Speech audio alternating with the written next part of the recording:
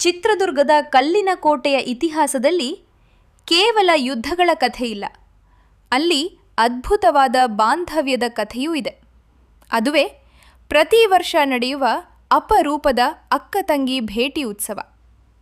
ಇದರ ಹಿಂದೆ ಒಂದು ಕಣ್ಣೀರಿನ ಕಥೆ ಇದೆ.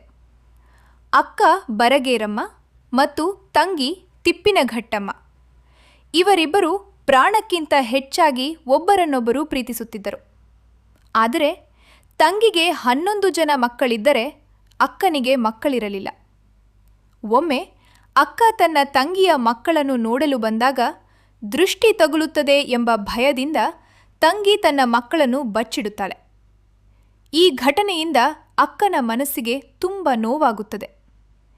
ಇನ್ನೆಂದೂ ನಿನ್ನ ಮುಖ ನೋಡುವುದಿಲ್ಲ ಎಂದು ಶಪಿಸಿ ಅಲ್ಲಿಂದ ಹೊರಟು ಹೋಗುತ್ತಾರೆ. ಆದರೆ ಕಾಲ ಕಳೆದಂತೆ ಏಕನಾಥೇಶ್ವರಿ ದೇವಿಯ ಸಂಧಾನದ ಮೂಲಕ ವರ್ಷಕ್ಕೊಮ್ಮೆ ಇವರಿಬ್ಬರೂ ಭೇಟಿಯಾಗುವ ಒಪ್ಪಂದವಾಗುತ್ತದೆ.